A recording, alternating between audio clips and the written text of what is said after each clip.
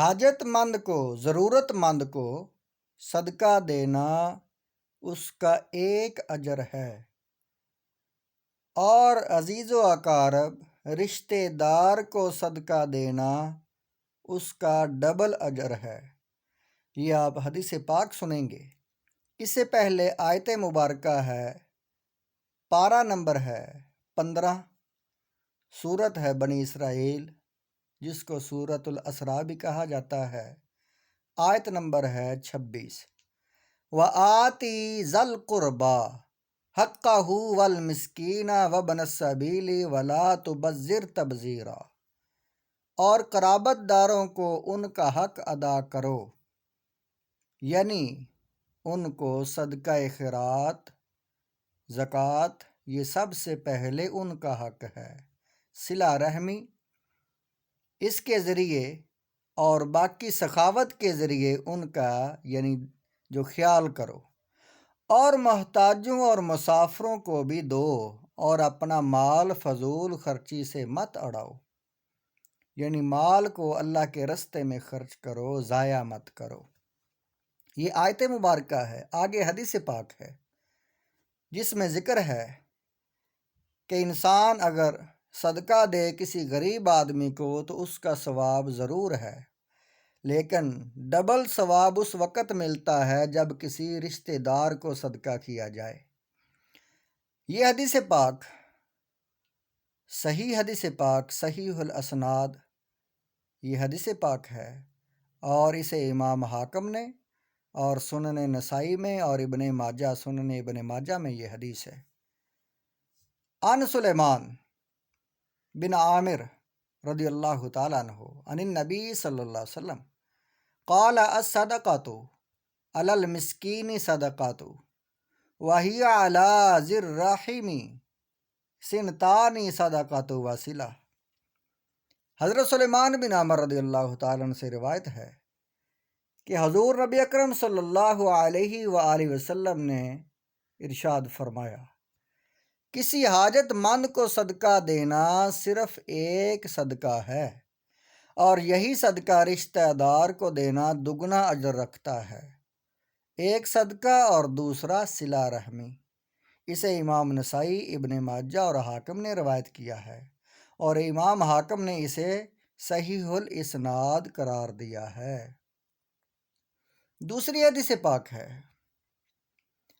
اسحاق بن عبداللہ بن ابی طلحہ، یہ بخاری اور مسلم دونوں میں یہ حدیث موجود ہے، یہ متفق علیہ حدیث ہے۔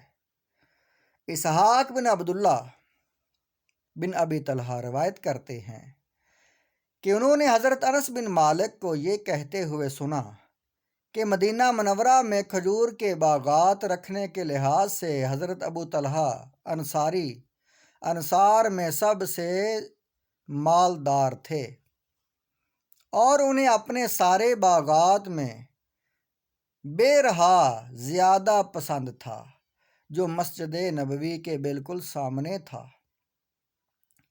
رسول اللہ صلی اللہ علیہ وآلہ وسلم اس میں تشریف لے جاتے، اس باغ میں، یعنی یہ باغ کا نام بے رہا ہے۔ حضور علیہ السلام اس میں تشریف لے جاتے اور اس کا پاک صاف پانی نوش فرمایا کرتے تھے۔ حضرت انس رضی اللہ تعالی عنہ کا بیان ہے کہ جب یہ آیت لن تنالوا البر حتی تنفقوا مما تحبون، تم ہرگز نیکی کو نہیں پہنچ سکو گے جب تک تم اللہ کی راہ میں اپنے محبوب صلی اللہ علیہ وسلم محبوب چیزوں میں سے خرچ نہ کرو،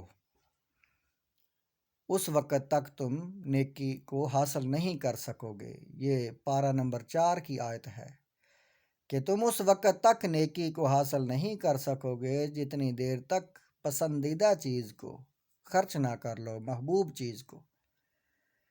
جب یہ آیت نازل ہوئی تو حضرت ابو طلحہ رضی اللہ تعالیٰ عنہ رسول اللہ صلی اللہ علیہ وآلہ وسلم کی بارگاہ میں حاضر ہو کر عرض گزار ہوئے، یا رسول اللہ صلی اللہ علیہ وسلم، اللہ تعالیٰ فرماتا ہے لن تنالوا البر حتی تنفقوا مما تحبون، تم ہرگز نیکی کو نہیں پہنچ سکو گے جب تک تم اللہ کی راہ میں اپنی محبوب چیزوں میں سے خرچ نہ کرو، اور مجھے اپنے تمام مالوں میں بے رہا باغ سب سے زیادہ پیارا ہے، لہٰذا وہ اللہ تعالیٰ کی رضا کے لیے میری طرف سے صدقہ ہے۔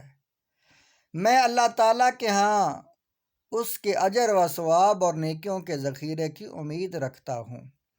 یا رسول اللہ، اب یہ آپ کے تصرف میں ہے، آپ اس کو وہاں خرچ کیجئے جہاں آپ کو اللہ تعالیٰ اس کی ضرورت دکھائے۔